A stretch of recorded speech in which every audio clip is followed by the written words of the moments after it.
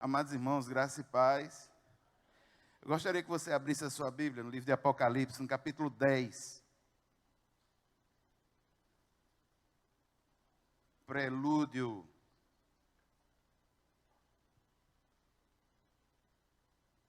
O anjo e o livrinho.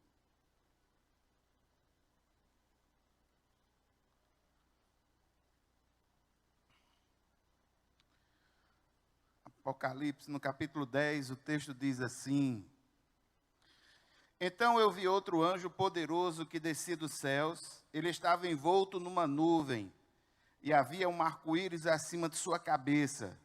A sua face era como o sol, e suas pernas eram como colunas de fogo. Ele segurava um livrinho que estava aberto em sua mão. Colocou o pé direito sobre o mar e o pé esquerdo sobre a terra, e deu um alto brado, como o rugido de um leão. Quando ele bradou, os 7 trovões falaram.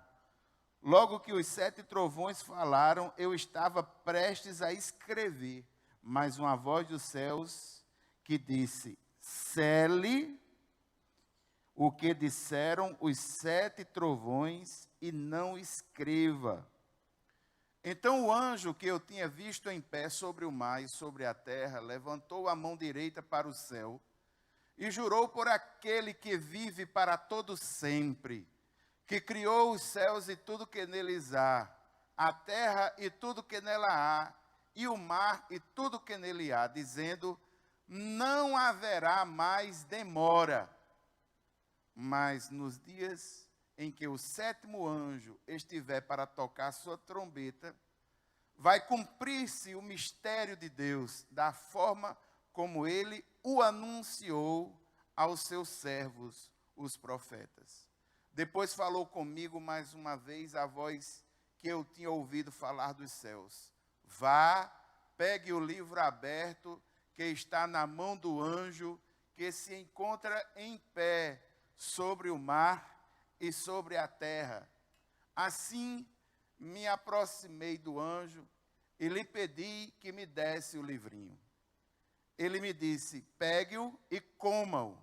Ele será amargo em seu estômago, mas em sua boca será doce como mel.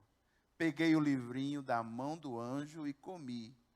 Ele me pareceu doce como mel em minha boca, mas ao comê-lo eu senti que o meu estômago ficou amargo. Então me foi dito: é preciso que você profetize de novo acerca de muitos povos, nações, línguas e reis. Curva sua cabeça para o instante, vamos orar. Pai eterno e santo, Deus poderoso, nesse momento, Senhor, nós clamamos em nome de Jesus por um grande milagre, que é a iluminação da Tua palavra em nossa alma, em nossas mentes, em nossos corações.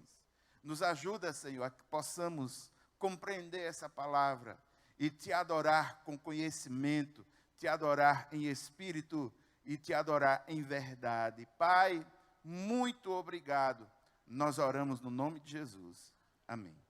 Irmãos, nós estamos estudando o texto de Apocalipse. E uma pergunta me foi feita na quarta-feira próxima passada, que eu gostaria de compartilhar com os irmãos. O que é que está sendo feito aqui nesse momento? O que nós estamos fazendo é estudando o texto de Apocalipse. Nós estamos fazendo um exercício de leitura devocional. Nós estamos vendo o texto como ele é. Se porventura, isso é teologia bíblica, aí alguém perguntou: pastor, essas coisas elas vão acontecer antes da tribulação, no meio da tribulação ou após a tribulação? Essa pergunta foi muito importante. E eu gostaria de dizer aos irmãos que nós não estamos fazendo aqui um estudo sobre teologia sistemática. O que é teologia sistemática? É o que a Bíblia, como um todo, fala sobre um certo assunto. Não, nós estamos estudando o texto de Apocalipse. Só que, infelizmente, muitas pessoas pensam que os escritos que falam sobre os finais dos tempos eles estão todos organizados e capitulados apenas no livro de Apocalipse. E não é assim. O livro de Apocalipse não foi escrito primariamente com esse objetivo. É um livro de esperança, é um livro de fé, muito embora nós precisamos, como quem está dentro de uma mina de diamante, escavucar bem direitinho, com todo cuidado, retirar a pepita bruta, esmerilhar ela bem direitinho para que ela possa dar o brilho. Essa é uma realidade. Mas só, irmãos, que quando for no final, quando nós estivermos falando de Apocalipse no capítulo 20, nós vamos aqui, pelo menos umas 2 quartas-feiras, falar sobre a questão da escatologia propriamente dita. Nós vamos falar sobre todos os ramos da visão escatológica. Como é que as tradições entendem para o final dos tempos. Existem textos escatológicos em quase toda a Bíblia. Não se faz escatologia só com o livro de Apocalipse. O que nós estamos estudando é o texto de Apocalipse no seu sentido devocional, verificando a escrita no primeiro momento e falando diretamente ao nosso coração. Esse é o objetivo mais simples, digamos assim, da teologia bíblica de Apocalipse. Nós já vimos muitas coisas, irmãos. Nós já vimos juízo. 6 trombetas já foram soadas, nós estamos aguardando a 7ª. Na 5ª trombeta, gafanhotos saíram do inferno para atormentar a terra. E na 6ª trombeta, outra cavalaria do inferno se levanta para trazer mortandade, sobretudo para aqueles que não creem. Quando a 7ª trombeta tocar, e nós estamos esperando a 7ª trombeta, essa trombeta apontará para um momento de juízo final. O juízo final, irmãos, não é pam-pam, aqui no livro de Apocalipse, não é assim não. O juízo final começa um outro ciclo de juízos, que é chamado o juízo das taças.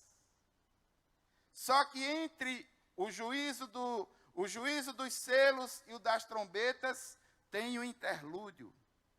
Qual foi o objetivo do interlúdio, do juízo dos selos e da trombeta? Levar uma palavra de esperança para a igreja sofrida. Entre o juízo das trombetas e o juízo das taças, também tem outro interlúdio. E qual é o interlúdio? É justamente esse momento que nós temos nos capítulos 10 e 11. No capítulo 10, nós vamos ver aqui um anjo forte, poderoso, que tem em sua mão um livrinho. E no capítulo 11, nós vamos ver um outro advento que faz parte do interlúdio. É como uma espécie de pausa antes de que o juízo das taças venha. O texto no capítulo 10, ele pode ser dividido em 2 partes. Do versículo 1 a 7, falando mais especificadamente agora sobre a 7ª trombeta que virá na pessoa desse anjo poderoso, e a segunda parte, dos versículos 8 a 11, falando sobre o comissionamento de João como um profeta do Senhor, aquele que tem intimidade com a palavra, que digere essa palavra e que sai para proclamar a verdade da palavra de Deus. Então, você está com sua Bíblia aberta? Amém? Vamos analisar bem direitinho, com toda a calma, não se preocupe. Vamos lá.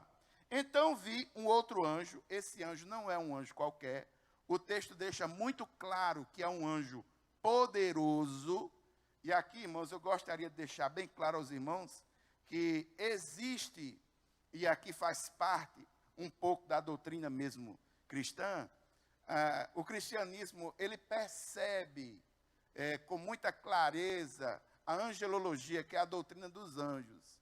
E os anjos, eles têm gradações de função. Os anjos têm gradações de autoridade. Eles não são iguais, existem categorias. Algumas dessas categorias nós podemos perceber ao longo de todo o texto bíblico. Nesse momento aqui, é um anjo muito específico. No texto de Apocalipse, ele só vai ser citado 2 vezes. Essa é a primeira vez. No versículo 1 diz: eu vi um anjo poderoso. Esse anjo, e aqui eu gostaria que você abrisse aí. Qual é a função de um anjo? Abra sua Bíblia aí no livro de Hebreus, no capítulo 1. Retorne um pouquinho. Abra sua Bíblia no livro de Hebreus, no capítulo 1, o último versículo do capítulo 1, o versículo 14, ele fala acerca da função de um anjo.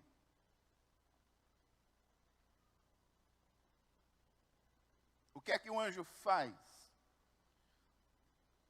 Ele faz isso de forma interrogativa, mas o texto ele é afirmativo. Capítulo 1, versículo 14 diz assim: os anjos não são todos eles espíritos ministradores enviados para servir aqueles que hão de herdar a salvação? Ele faz em forma de pergunta, mas na realidade essa pergunta é uma afirmação. Essa afirmação, ela é a função. O que é que um anjo faz? Um anjo é um espírito ministrador, enviado para servir aqueles que hão de herdar a salvação, ou seja, enviado para servir aqueles que compõem o poderoso povo do Senhor. O texto diz que esse anjo que aí está é um anjo poderoso. Os anjos são poderosos, há uma hierarquia, existem alguns que são mais poderosos do que outros. As características que vêm no capítulo 10 sobre esse anjo lembram muito características de Jesus no capítulo 1. No entanto, vale a pena salientar que não é Jesus. No livro de Apocalipse, há uma clara distinção. Quando se fala de Jesus, é de Jesus. E quando se fala dos anjos, são os anjos. E esse anjo aqui, ele não recebe nenhuma adoração. E ele está aqui para, de forma solene, mostrar aquilo que acontecerá no limiar da sétima trombeta. Ele tem aqui algumas características. São 9 características, se você perceber o texto bem direitinho. Ele diz que esse anjo, ele desce dos céus envolto numa nuvem. E aqui, irmãos, eu gostaria de lembrar, em primeiro lugar, que existe uma ligação bíblico-teológica muito grande de Deus com as nuvens. No livro geralmente o Senhor é identificado como aquele que está também entre as nuvens. No livro de Êxodo, no capítulo 16, lá nos mostra que quando o Senhor está guiando o seu povo que sai do Egito, ele está guiando pelo deserto. Uma das marcas, guia de Deus para com o povo é o quê? Uma nuvem. No livro de Êxodo também fala que quando o Senhor está dando as tábuas da lei para Moisés no monte, o texto diz, em Êxodo 19, que o Senhor se apresenta nesse monte em densas nuvens, nuvens intimidadoras. No livro de Êxodo, no capítulo 24, quando o próprio Deus se apresenta a Moisés, ele se apresenta numa nuvem chamada nuvem de glória. No livro de Salmo, no capítulo 104, lá fala que o Senhor está nas carruagens de nuvens. No livro de Atos, no capítulo 1, no versículo 9, Jesus, quando está voltando para o céu, e ele vai subindo, ele é recebido numa nuvem. E no livro de Apocalipse, no capítulo 1, no versículo 7, diz que quando o Cordeiro ele vem, ele virá numa nuvem. Existe uma ligação muito grande das nuvens com o divino. Segunda coisa, esse ser é maravilhoso. O texto diz, a partir do versículo 1, ele está envolto numa nuvem e havia um arco-íris acima da sua cabeça. Nós já vimos essa simbologia. A ideia do arco-íris remete à figura da fidelidade, da misericórdia de Deus. A grande maioria dos elementos simbólicos que são utilizados no texto de Apocalipse remetem ao Antigo Testamento, sobretudo os livros de Gênesis e Êxodo, e às vezes até Deuteronômio. Então, quando a gente lembra de Apocalipse, quando a gente lembra do arco-íris, nós nos lembramos no livro de Gênesis, a aliança que Deus faz com a humanidade para não destruí-la mais através da água. E essa aliança é feita com um arco-íris. Então, é a mostra do Senhor que é fiel, que cumpre as suas alianças, que é misericordioso. Ele vem com juízo, é verdade, mas esse juízo é com misericórdia, com amor, com bondade e com fidelidade. Perceba as características. No versículo 1. A sua face era como o sol, suas pernas como colunas de fogo. O rosto como o sol é uma descrição que lembra a questão de Jesus, mas que traz a característica da divindade, a ideia da luz, a ideia da santidade. 1 João capítulo 1, no versículo 5, lá fala que Deus é luz e nele não há treva alguma. Ou seja, tudo o que está envolvido aí no capítulo 10 está envolvido, remete à ideia da santidade do Senhor. Outra característica, no versículo 1, no final, suas pernas como colunas de fogo. Alguns textos trazem os seus pés como colunas de fogo. Na língua original, no caso, não tanto do grego, mas do hebraico, tanto da margem para ser os pés, como da margem para ser as pernas. O sentido aponta para essas duas coisas. Eu quero lembrar aos irmãos, por exemplo, quando fala sobre as mãos de Cristo, que os cravos foram colocados nas mãos de Jesus, a ideia que muitos têm, por causa da pintura lá da Renascença, que fazem os quadros de Jesus, com os cravos sendo colocados na palma da mão. Isso é falso. Por quê? Porque para o judeu, a definição de mão, ela vai da metade do antebraço para cima. Então, os cravos de Jesus, eles não foram colocados nas palmas das mãos, eles foram colocados abaixo da linha do pulso. Inclusive porque aqui um cravo, quando colocado, tinha condição de dar sustentação ao corpo, e o corpo não arriava. E a palavra traz esse sentido. Do mesmo jeito é aqui os pés. Há algumas Bíblias que trazem como sendo os pés como coluna de fogo. Mas a ideia remete, não o pé como só o pé, mas a perna, todo o complemento. Do mesmo jeito que ocorre com as mãos, ocorre com os pés também. A ideia aqui, irmãos, é que esse Cristo, ele é poderoso, esse anjo no caso, ele é poderoso, remete características de Deus, características do Senhor. Onde ele pisa, ele queima e purifica. É simples assim. Então, nós temos aqui uma figura de santidade, simbolizada pelo rosto do anjo, de juízo, simbolizada pela questão das nuvens, mas é um juízo que vem com misericórdia e com fidelidade. Isso nos mostra o arco-íris. Só que esse anjo, ele traz na mão uma coisa muito interessante. Ele traz um livrinho. Veja no versículo 2. Ele segurava um livrinho, e esse livrinho estava aberto em sua mão. Ou seja, esse livrinho, ele não é o rolo do capítulo 5 lá, dos selos, que está sendo desenrolado. Não, é diferente. Lá o livro é selado, aqui o livro é aberto. Ou seja, o seu conteúdo é conhecido. O seu conteúdo já é acessível. O seu conteúdo já é de conhecimento.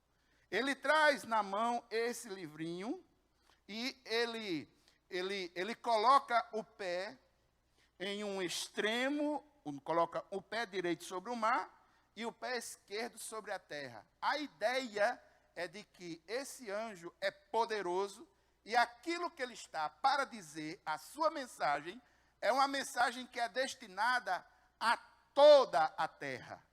Envolvida aqui, do mar à terra, tudo está, a sua mensagem é dirigida ao mundo inteiro. Ele exerce poder com essa palavra sobre todo o mundo. E esse anjo, ele tem uma voz fantástica. O texto diz que a voz dele é como um brado de um leão. Perceba no versículo 2. Ele segura o livrinho que estava aberto em sua mão, coloca o pé direito sobre o mar, o pé esquerdo sobre a terra, para mostrar que esse momento é para toda a terra. E ele dá um alto brado. Quando ele dá o alto brado, como um rugido de um leão, quando ele brada assim, 7 trovões falam. A voz desse leão poderoso ativa 7 trovões. 7 trovões. É claro, irmãos, que é a plenitude da voz da divindade. Por quê? Se você prestar atenção, nós já vimos aqui muitas coisas que falam sobre 7. Nós já vimos 7 Espíritos de Deus que estão no trono. Nós já vimos 7 tochas de fogo. Nós já vimos seres com 7 chifres, com 7 olhos. Essa ideia dos 7 trovões falando é a voz poderosa do Senhor que soa como um trovão.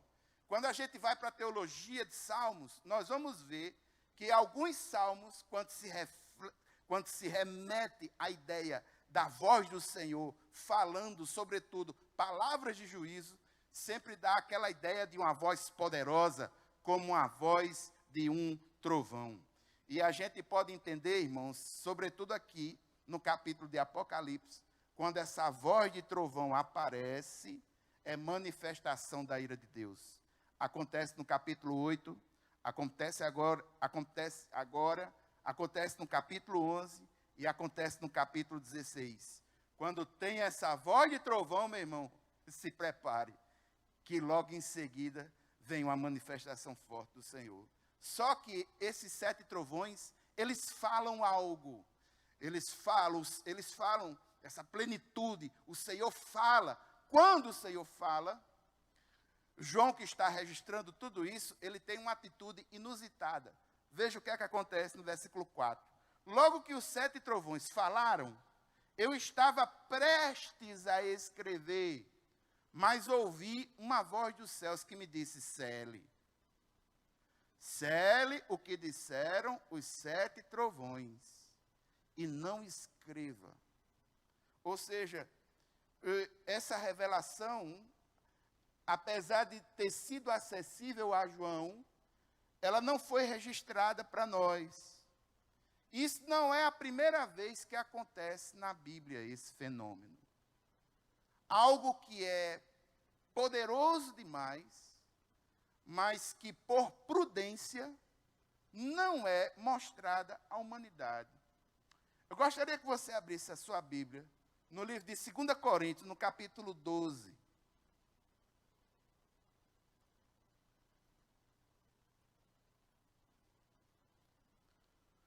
Segunda Coríntios, no capítulo 12, no versículo 4.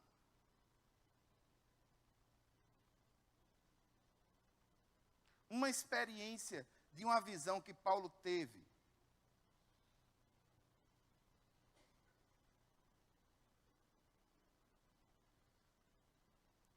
Nessa experiência de Paulo, no capítulo 12, veja o que ocorre a partir do versículo 2.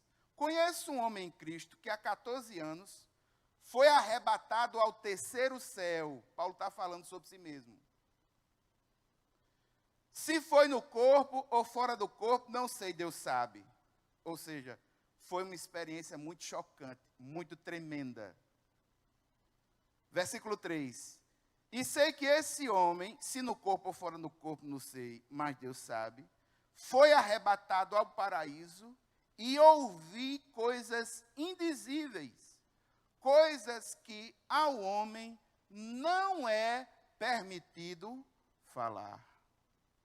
Ou seja, irmãos, existem muitas coisas do conhecimento de Deus que, infelizmente, a humanidade ela não tem condições de ter acesso na sua forma plena. E aqui o Senhor mostra prudência. João ouve esse reclame divino através desses trovões maravilhosos. Ele entende a mensagem, mas não registra, ele sela, não é compartilhada. Do mesmo jeito que ocorreu com Paulo, ocorre aqui com João, de uma certa forma, resguardadas as devidas proporções. E aqui nós temos uma grande lição do texto. Não podemos nunca saber nem descrever todos os fatores e agentes que determinam o futuro.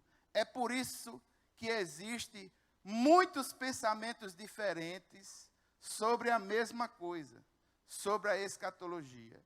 E é bom que seja assim. Sabe por quê? Porque todas as vezes que alguém se arvora no sentido de dizer, eu sei o que aconteceu, eu tenho conhecimento, Deus falou e fez assim, assim, assado. Já subiu a arrogância. E a palavra de Deus me mostra de uma forma clara que Deus resiste aos soberbos e Ele dá graça aos humildes. E entenda que na teologia nós precisamos com humildade reconhecer que existem limitações bíblico-filosóficas, limitações da compreensão humana. E é bom que seja assim. Por exemplo, onde é que começa a responsabilidade do homem? Aonde é que começa ou termina a responsabilidade de Deus na questão da salvação? O que é que realmente funciona? É o sim que o homem dá ou é a vontade de Deus em salvar a criatura? Não tem como fechar essa equação não, irmãos. Deixa eu explicar uma coisa bem simplesinha. Repare só. Se eu pego a responsabilidade do ato salvífico e coloco ele todinho nos ombros do homem, dizendo tudo depende da resposta do homem. Eu faço Deus um marionete do homem. E a Bíblia não me mostra isso. A Bíblia me mostra um Senhor soberano, poderoso, que dirige tudo, que dirige todas as coisas e que tem o controle nas suas mãos. Os irmãos percebem isso? Agora veja, se eu pego a responsabilidade do ato salvífico e coloco toda nas costas do homem, eu inverto o processo. Eu faço Deus um marionete do homem. E me perdoe a franqueza, a Bíblia também não me mostra assim, não. A Bíblia me mostra um Deus que muitas vezes entendeu e deu respostas às demandas humanas através da oração. No livro de Ezequias, Ezequias sabe, no livro de Isaías, o rei Ezequias ou Ezequiel, às vezes eu confundo Ezequias, né? O rei Ezequias sabe que vai morrer. Quando ele sabe que vai morrer, ele vai clamar. Clama, clama. O que é que acontece? O Senhor concede a ele mais 15 anos. Ou seja, existe uma interação. Irmão, no livro de Oséias, existem 7 orações. O povo se levanta, o Deus se levanta, eu vou agora destruir, agora eu vou arrebentar, agora eu vou... Aí o povo intercede, aí o Senhor diz, não, vou fazer isso agora não. Ou seja, é um grande mistério, irmãos, é como uma linha paralela, essas duas coisas. E tem que ser assim, porque quem se levantar para dizer, eu resolvo isso daí, está sendo arrogante. Nós temos o conhecimento de Deus, o necessário para adorá-lo, amar a Ele sobre todas as coisas e amar o próximo como a si mesmo. Teologia que é feita com ira é uma teologia terrível. E é aquilo que a gente mais vê na internet, na sociedade da lacração. Ninguém quer resolver nada, ninguém quer entender nada. Enquanto isso, o Evangelho vai sendo discutido de forma pobre. O Evangelho, meu irmão, não é para ser discutido de forma pobre. O Evangelho é para ser vivido na sua plenitude. Vida com Deus é para ser colocada em prática. A gente perde muito tempo com discussões inúteis. E aqui o anjo mostra de uma forma muito clara, o texto nos mostra de forma muito clara, houveram coisas que nós não vamos ter acesso. E saiba você disso, meu irmão. Existem respostas que você não vai ter aqui na terra, não. Existem certas respostas que a gente só vai ter quando nós estivermos face a face com o Senhor. Enquanto não, precisamos guardar com humildade a nossa humanidade e seguir amando ao Senhor nesse misto de conhecimento e, ao mesmo tempo, aspectos que não podemos conhecer profundamente. Mas vamos adiante, segue o texto. O texto diz aí, a partir do versículo 5, os versículos 5 a 7. Esse texto vem de uma forma maravilhosa. O anjo que eu tinha visto em pé, sobre o mar e sobre a terra, ele faz agora um ato solene. Qual é o ato solene? Levanta a mão direita para o céu e jura. Ele jura pelo Senhor Deus Todo-Poderoso. Ele jurou por aquele que vive para todo sempre, criou os céus e tudo que nele há, a terra e tudo que nele há, o mar e tudo que nele há. Ele está jurando em nome de quem? Do Senhor. Esse é um ato solene, muita responsabilidade. Ele tem uma informação maravilhosa. E essa informação ele mostra de forma solene, poderosa, depois do brado, que parecia o brado do rugido do leão, depois desse brado, os 7 trovões, e ele faz esse ato solene. E ele diz, não haverá mais demora. O que é que está acontecendo aqui, irmãos? O limite do Senhor, o limite da paciência do Senhor chegou no final. E agora o que vem com a 7ª trombeta é juízo. Só que um juízo que não cabe mais, não tem como mais voltar atrás. Veja no final do capítulo 9, dos versículos 20 e 21, e aqui a gente falou isso na quarta-feira passada, o que mais espanta não é o juízo do Senhor, é que no capítulo 9, nos versículos 20 e 21, diante de tanto juízo, diante de tanta coisa, o homem continua com o seu coração duro, endurecido, só que tem um limite. A paciência do Senhor para com esses impenitentes tem um limite. O Senhor é misericordioso.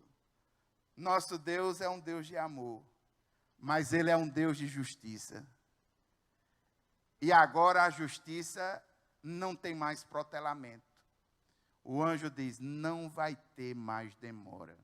Uma pergunta interessante. Por que a demora?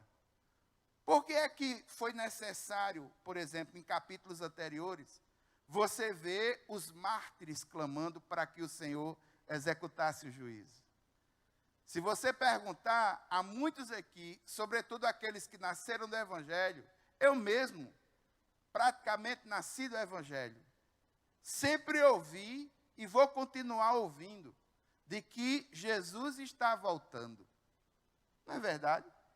Quantos de nós não já ouviu isso? Irmãos, eu gostaria que você meditasse naquilo que está em 2 Pedro, abra sua Bíblia, 2 Pedro, no capítulo 3, os versículos 1 a 9.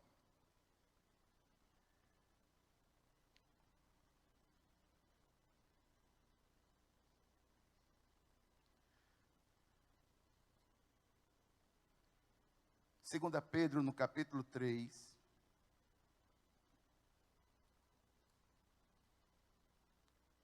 os versículos 1 a 9. Veja o que é que Pedro fala. 2 Pedro, no capítulo 3, a partir do versículo 1, o texto diz assim: Amados, esta é a segunda carta que eu escrevo a vocês. Em ambas eu quero despertar com estas lembranças a sua mente sincera, para que vocês se recordem das palavras proferidas no passado pelos santos profetas e do mandamento do nosso Senhor e Salvador que os apóstolos ensinaram a vocês. Versículo 3. Antes de tudo, saibam que nos últimos dias surgirão escarnecedores, zombando e seguindo suas próprias paixões. Eles dirão: o que houve com a promessa da sua vinda? Desde que os antepassados morreram, tudo continua como desde o princípio da criação, dizem eles. Mas eles deliberadamente se esquecem de que há muito tempo, pela palavra de Deus, existem céus e terra, esta formada de água e pela água. E pela água, o mundo daquele tempo foi submerso e destruído, lá no passado, em Gênesis. Versículo 7. Pela mesma palavra, os céus e a terra, que agora existem, estão reservados para o fogo, guardados para o dia do juízo e para a destruição dos ímpios. Não se esqueçam disso, amados. Para o Senhor, um dia é como 1000 anos, e 1000 anos como um dia. O Senhor não demora em cumprir a sua promessa, como julgam alguns. Ao contrário, Ele é paciente com vocês, não querendo que ninguém pereça, mas que todos cheguem ao arrependimento. Ou seja, meu irmão, esse é o propósito da trombeta.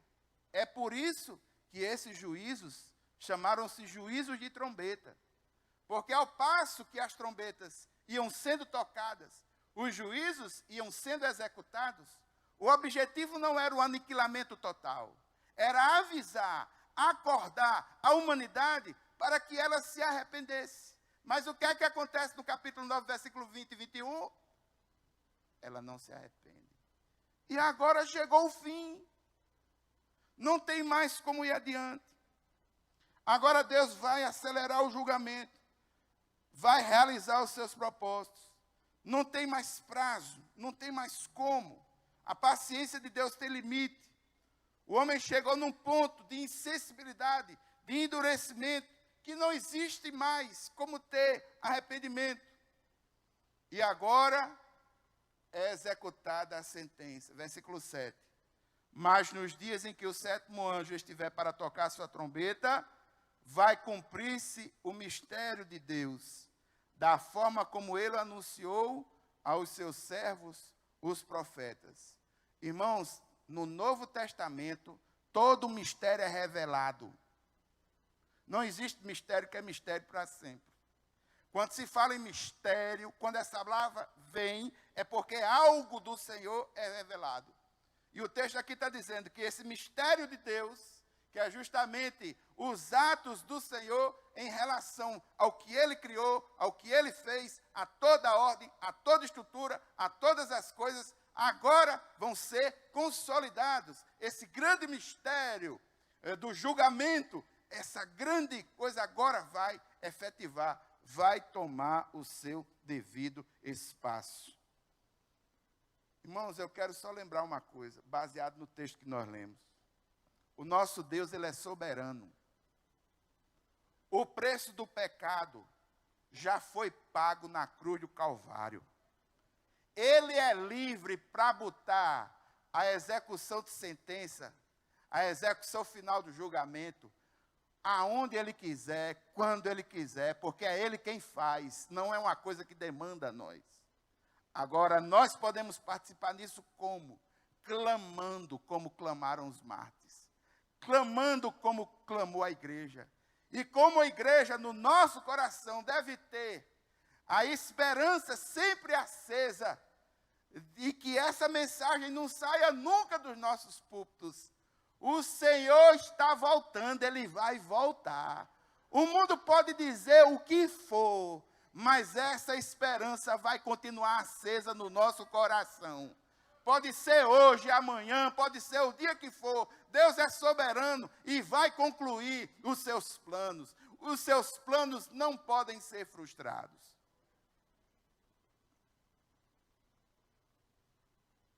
Só que esse juízo recai justamente no juízo das taças, que nós vamos ver mais para frente.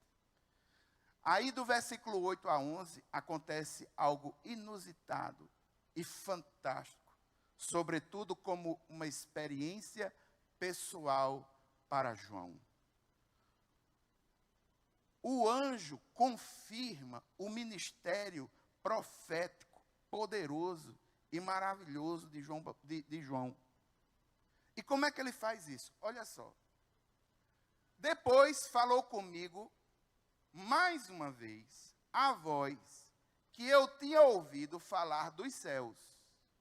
A voz diz o seguinte: vá, pegue o livro aberto que está na mão do anjo, que se encontra em pé sobre o mar e sobre a terra. Aí João, o que é que ele faz? A partir do versículo 9. Então me aproximei do anjo, lhe pedi que me desse o livrinho. Ele me disse: pegue-o e coma-o. Ele será amargo em seu estômago, mas em sua boca ele será doce como mel. Peguei o livrinho da mão do anjo e comi. Aí ele relata a experiência. Ele diz: de fato, né? Ele me pareceu doce como mel em minha boca, mas ao comê-lo, eu senti que o meu estômago ficou amargo. Aí o anjo responde para ele, depois dessa experiência, versículo 11. Então me foi dito: é preciso que você profetize de novo acerca de muitos povos, nações, línguas e reis. Primeira coisa que a gente vê aqui, e eu quero destacar, é que João recebe uma ordem inusitada. Mas não foi só João que recebeu essa ordem, não. Outras pessoas no Antigo Testamento também receberam a mesma ordem. Se você for para o livro de Jeremias, lá no Antigo Testamento, sobretudo, talvez no capítulo 2, no capítulo 3, Ezequiel também, no capítulo 2, no capítulo 3, você vai ver a mesma ideia. O anjo com um livro repassa para o profeta e diz: come. Qual é a ideia? A ideia, irmãos, é a ideia de assimilação da palavra.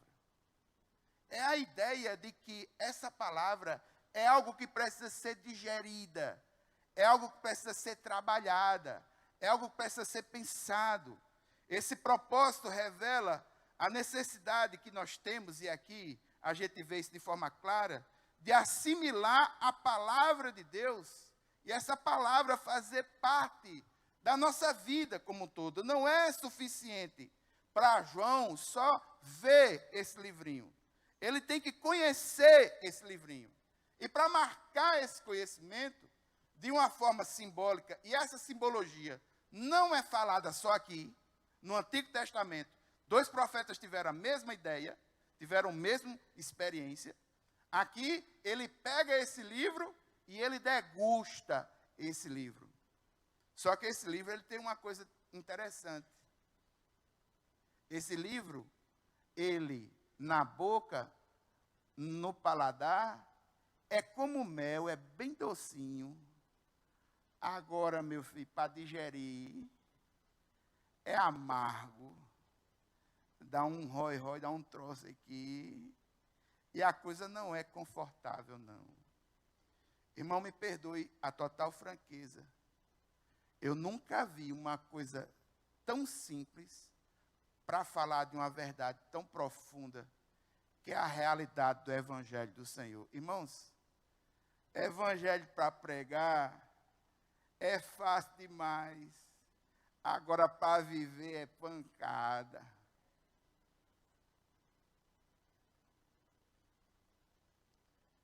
A palavra de Deus, ela corre doce como mel. Várias figuras de linguagem são utilizadas, sobretudo no livro de Salmos. Isso é uma coisa que é, inclusive, da cultura judaica. O pastor Hernandes Dias Lopes, no seu livro, nos remete a um fato da cultura judaica que eu achei interessante. Quando as crianças estão aprendendo o alfabeto, os pais desenham as letras do alfabeto hebraico com mel envolvido com uma certa farinha, que também tem um gosto bom. Ele desenha as letras todinhas, 23 letras do alfabeto hebraico. E vai ensinando cada um deles. Quando a criança aprende uma letra e a sua fonética pronuncia bem direitinho, ela tem o direito de comer a letrinha. Isso é uma coisa que é muito da cultura. E essa coisa da cultura foi absorvida aqui.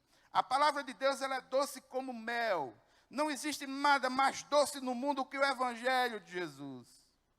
Agora só tem uma coisa, meu irmão. Quando a gente se torna um cristão, muitas vezes começam alguns problemas em virtude daquilo que nós cremos e defendemos. Defender os valores que nós defendemos em determinados momentos é nadar contra a correnteza daquilo que o mundo muitas vezes quer empurrar para a gente.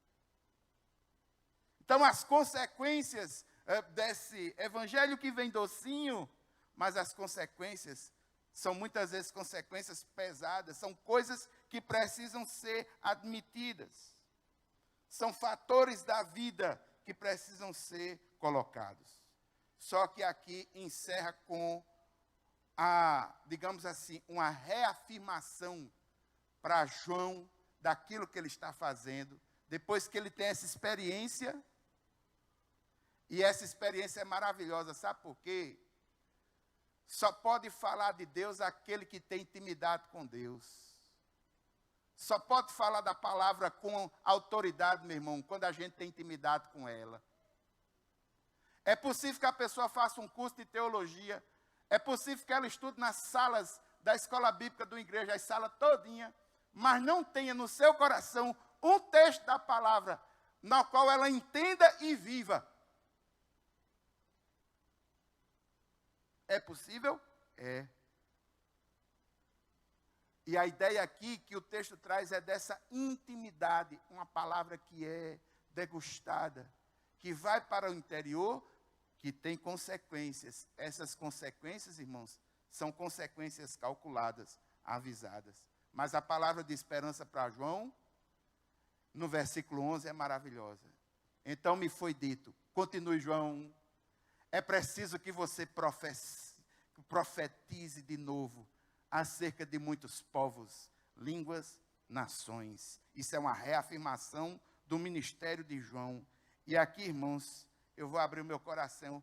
Achei fantástico o capítulo 10. Sabe por quê?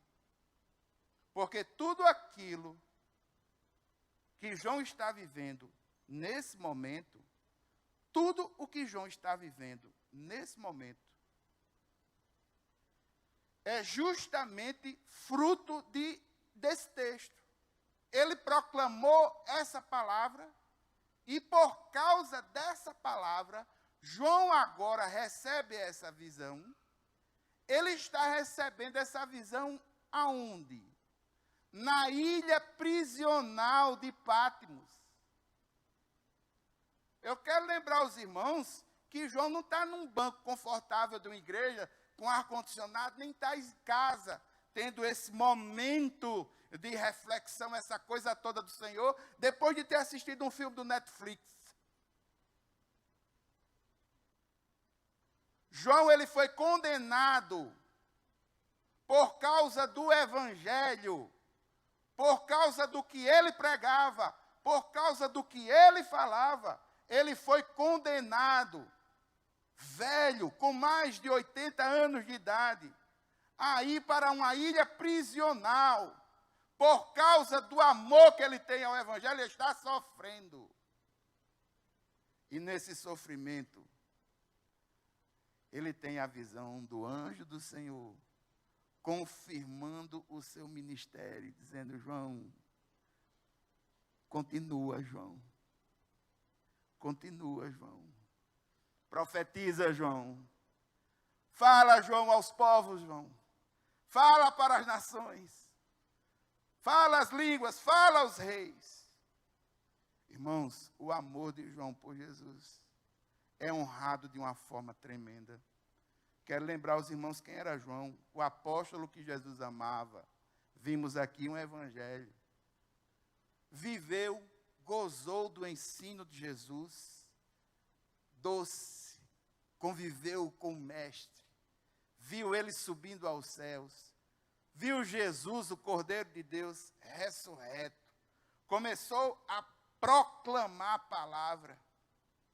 Ele foi produtivo, produziu um evangelho, produziu as cartas, recebeu essa revelação maravilhosa, produz Apocalipse, mas essa produção é feita de que forma? No escritório da editora Vida Nova. Não, isso aí foi lá numa sala, num prédio, no edifício ali, Neptas Pessoa, no 15º andar. Foi não, meu irmão. Em momentos difíceis, o Senhor fala a ele de forma profunda. E lhe repassa algo individual, uma experiência que só ele teve. E para ele, acredito, essa experiência foi maravilhosa. Irmãos, o que vale mais na vida é a gente ter intimidade com Deus. Quem tem intimidade com Deus não é segurado pelas circunstâncias. Quem tem intimidade com Deus não se esmorece com qualquer coisa.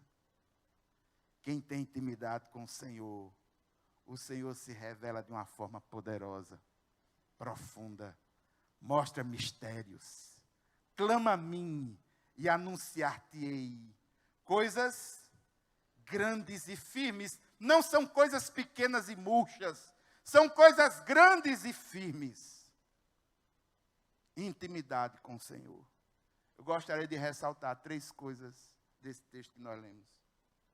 Em primeiro lugar, o juízo do Senhor é executado em consonância com a sua misericórdia e com a sua fidelidade.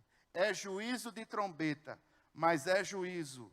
E aguarde, meu irmão, vai chegar um momento em que não caberá mais espaço para arrependimento. O Senhor executará a sentença e acabou-se. Ai, pastor, que mensagem fria. Ai, pastor, você é muito intolerante. Ai, pastor, isso é muito duro. Meu irmão, me perdoe. É o mel que está na boca. E eu estou dizendo a você, para engolir é complicado. Sobretudo na sociedade pós-moderna, do mimimi que ninguém pode fazer nada. Deixa eu lhe dizer uma coisa, meu filho. O Senhor Deus, Ele é amor, é verdade, mas Ele é justiça.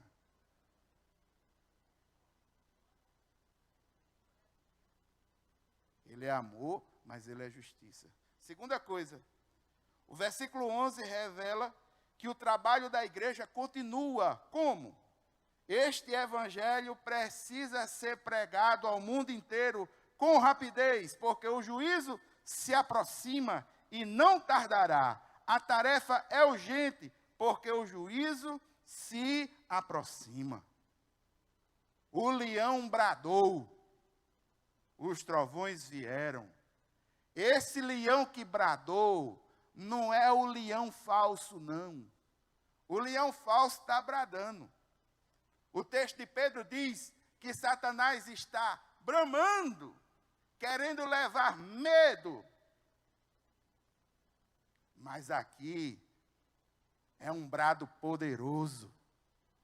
Quando o Senhor brada, quando o leão verdadeiro brada, meu irmão, é muito poder.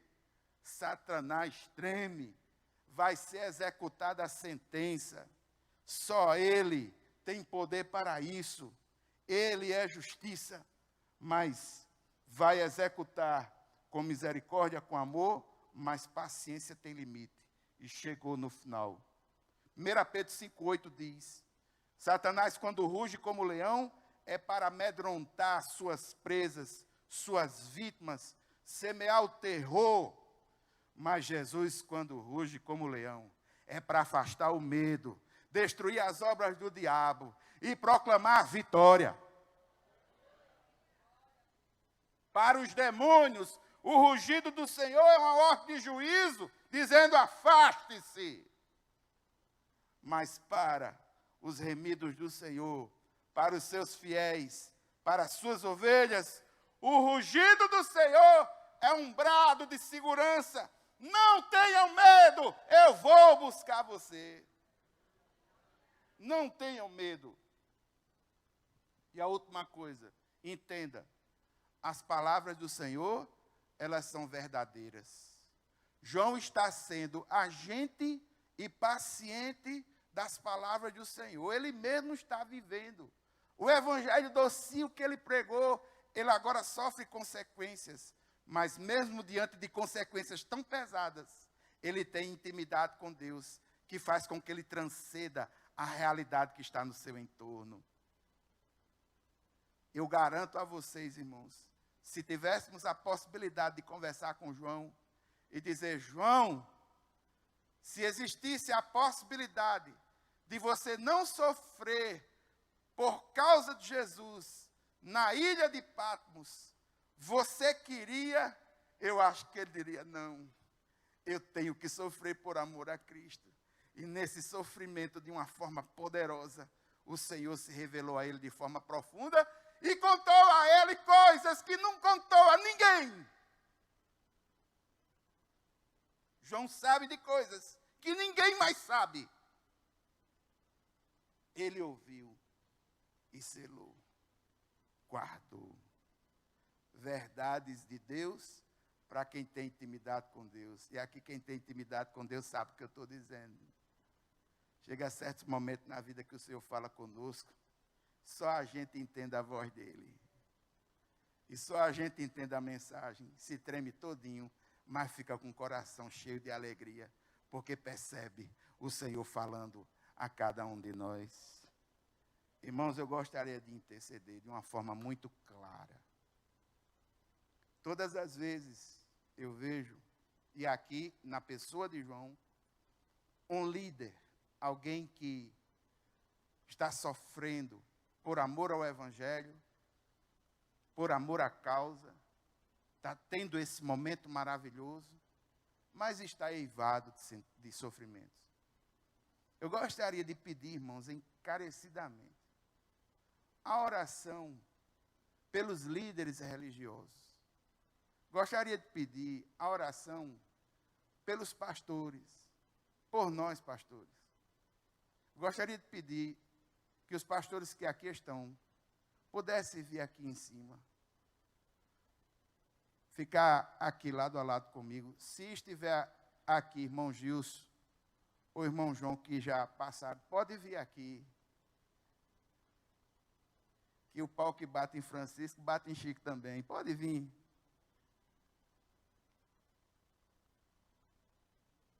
Irmãos, no final do ano passado, foi do ano retrasado, nós tivemos aqui a notícia de pastores que estão dando cabo de suas vidas, pastores que estão sofrendo de depressão, pastores que estão sofrendo com síndromes como a de burnout, pastores que só estão conseguindo dormir por causa de remédios. Eu vou dizer aos irmãos uma coisa. Todos os anos eu converso com o Senhor nesse sentido. Senhor, o Senhor quer que eu vá adiante no ministério pastoral? Aí o Senhor me dá a graça para ir mais um aninho.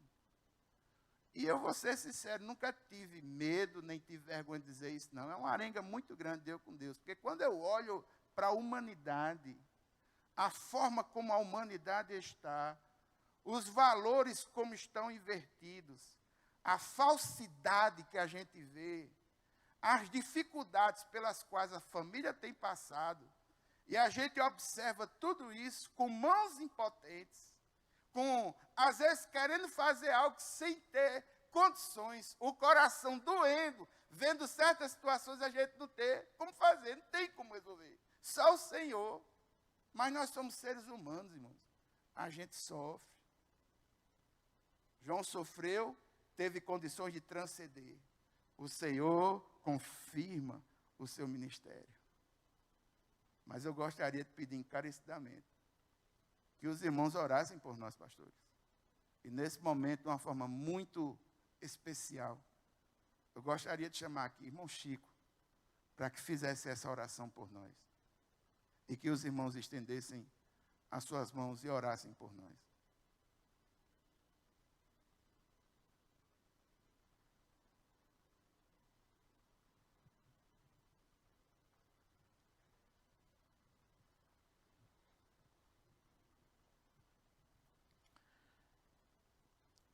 Pai eterno Deus, nós te louvamos, te bendizemos, Senhor, porque o Senhor é bom. O Senhor é Deus, único Deus, merecedor de toda honra, toda glória e todo louvor. Hoje queremos pedir especificamente pelas lideranças, pelos pastores da tua igreja, Pai. Abençoa a ele, as suas famílias, seus ministérios, Senhor, a saúde de cada um, para que eles possam sempre estar diante do Senhor, com ânimo renovado, Senhor, para enfrentar cada dia a batalha com o mundo, Pai. Tem misericórdia, abençoa mais e mais, fortalece no ministério, Senhor. Aumenta cada vez mais a tua fé, a fé de cada um em Cristo Jesus. Teu nome possa ser propagado onde quer que eles estejam, Senhor. Ó Deus, tem misericórdia, abençoa as suas famílias, as esposas, os filhos, a toda a família, Pai. E guarda-os de todo o mal. Nós oramos assim, no poderoso nome de Jesus, Pai. Amém. Amém. Poder sentar, queridos. Muito obrigado. Mas esse texto nos mostra, de forma muito clara, que nós precisamos prosseguir proclamando a palavra. Palavra que vem docinho aqui, mas cujas consequências são complexas, é verdade. Mas é palavra de Deus que precisa ser proclamada. Eu gostaria que ficasse em pé agora, aqui na igreja, todas as pessoas, os líderes e todos aqueles que trabalham nos ministérios de evangelização da nossa igreja, que trabalha em concílio masculino ou feminino, que trabalha em encontro de casais, eventos ponte, que ajuda ou trabalha no GAM, no Ministério de Ação Social da igreja, nos jovens, na juventude, no encontro de jovens, que distribui folheto, todos aqueles que trabalham em ministérios que estão diretamente ligados à questão da proclamação da palavra. Irmãos, nós vamos seguir proclamando a verdade do Evangelho, amém? Amém. E eu gostaria de pedir que a irmã Noemi, nossa missionária, orasse para que o Senhor abençoe a colheita que haverá em 2020. Começando com o concílio logo agora, e junta uma coisa e vai. Vamos proclamar a palavra. Vamos saquear o inferno. O leão vai rugir, mas não é o leão falso que bota medo, não. É o leão verdadeiro da tribo de Judá, que proclama vitória. Vamos orar. Oremos. Louvado seja o seu nome, Senhor. Oro por cada vida aqui, Senhor, nesta noite. Que cada coração se enche da tua compaixão. Que venha sobre eles, venha sobre nós a compaixão do teu Espírito Santo. Como a tua palavra diz, que o Senhor via aqueles que estavam cansados e abatidos, como ovelhas que não tinham pastor. E o Senhor se virou e orou e disse, na verdade, a seara é muito grande, mas os trabalhadores são poucos. E aqui estão, Senhor, poucos trabalhadores, ó Deus, para a tua seara, mas eu rogo ao Senhor, como Jesus ali falou, que o Senhor levante trabalhadores para a sua seara, porque a seara é muito grande. Ó Senhor, nós precisamos trabalhar nessa seara, nós precisamos fazer essa colheita, Pai. Senhor, que as suas mãos, Senhor, sejam as mãos de cada um aqui, que os seus pés sejam os pés de cada um. Ó Senhor, em nome de Jesus, que vidas sejam atraídas pela tua presença na nossa vida. Aonde cada um aqui passar, Senhor. Seja o Senhor Deus engrandecido na nossa vida, Pai. E sobre cada um seja o teu Espírito Santo, para a glória do teu nome, que vidas sejam atraídas. Ó Senhor, que possamos realmente sair, como o semeador saiu a semear, em nome de Jesus. E que a seu tempo o Senhor fará prosperar a tua palavra, Pai. Em nome de Jesus, que o teu Espírito Santo, que habita em nós, ó Senhor, possa nos guiar em toda a verdade, em toda a justiça. Em nome de Jesus. Amém. Vamos ficar todos em pé? Vamos para a última oração. Irmão, eu gostei muito desse negócio de bradar. O anjo deu um brado, os trovão deram outro. Achei bacana. Eu me identifico com isso aí. Eu gostaria, irmão, de encerrar esse culto da gente com um brado de glória a Jesus. Mas eu queria que você desse um brado. É possível que não saia aquele leão. Sai um gatinho por ali. Mas para a glória do Senhor se transforma no leão. Porque é o Espírito que habita em nós que nos fortalece. É nele que somos mais que vencedores. Eu vou contar até 3. E eu gostaria que você desse um glória a Jesus com toda a força do seu ser. Botasse mesmo para destampar, para a gente começar 2020 bem. Eu não admito menos de tremer alguma coisa aqui, não. Tem que ser daí para cima.